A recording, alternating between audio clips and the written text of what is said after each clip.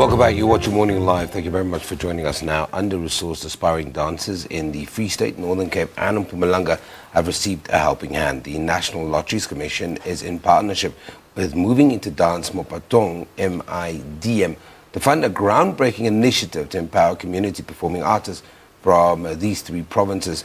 This initiative will last for a period of 6 months. I'm joined now by the CEO and Director of Education at MIDM, Nadia Virasamy. Nadia, good morning. Thank you very much for joining us. Thank you for having me, Sam. Let's talk about, you guys always do amazing work. I mean, from your founder to just the years, I mean, we know this company so well, but there's a lot of people that might not know what MIDM does.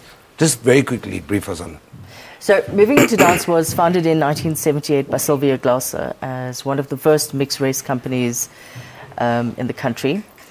So we started off as an activist organization, and we continue to work on a similar ethos where we essentially target youth from under-resourced or impoverished backgrounds and train them at full cost to ourselves.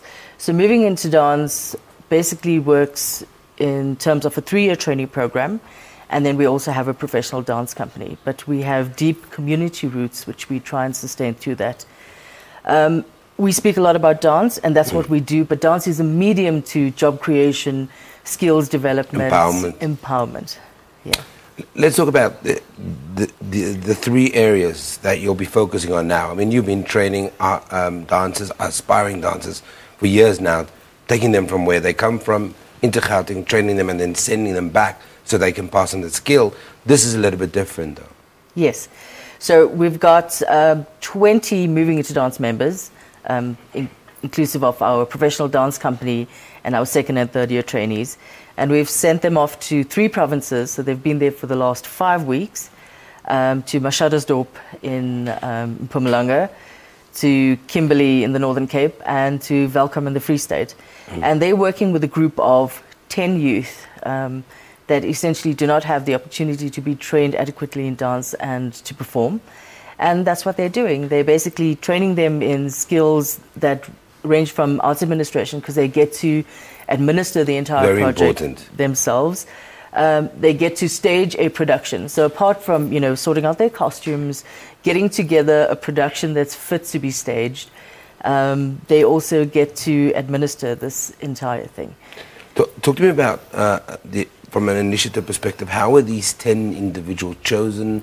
Have you identified young people with a particular set of skills, maybe?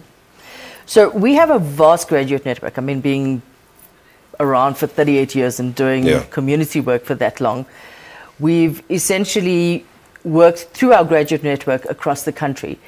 And it is our graduates that have community groups, and we have selected 3 groups in these different areas.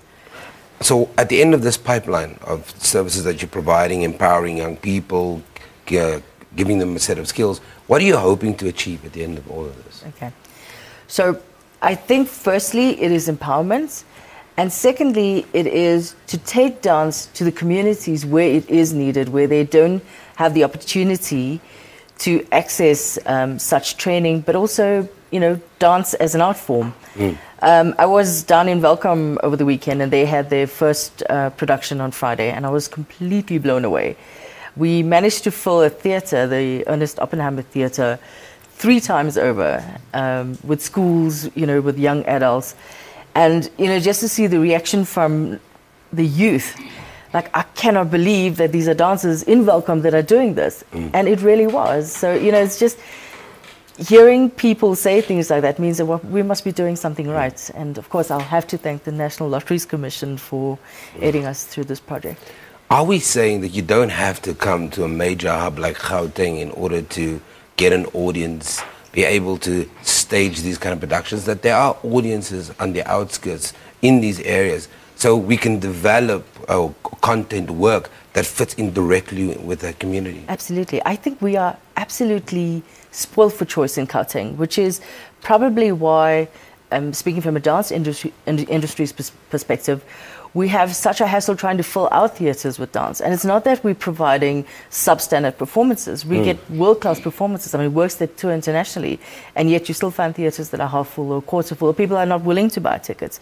And yet you go to a place like Welcome, and I mean, we were selling tickets at 10 Rand and 10 Rand for adults and 5 Rand for kids, because it was the kind of community we're trying to service.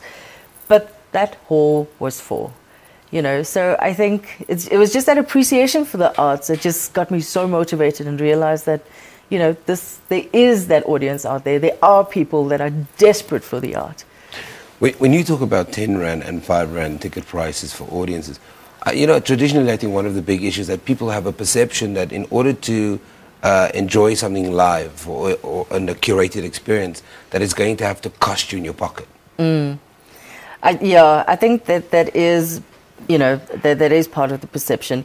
But also, you got to, especially here in Gauteng, you got to find the balance, between undervaluing your product and overvaluing it. So how do we, but in this scenario, you've now gone into Welcome, there's been a great reaction to the live dance production.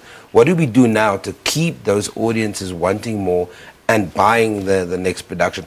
As MIDM, do you now stay with those young people and get them to develop that audience, to maybe set up a culture there? So we've just started a conversation with the community group that we're working with some of the members that head the group, in terms of trying to take them under our wing and continue to nurture them on a long-term basis. Now, obviously, being an NGO, funding always speaks to how you move forward. So that's something that's in the pipeline, and something that we definitely want to take forward. Moving Into Dance wants to have a greater personalized footprint in provinces outside of Gauteng.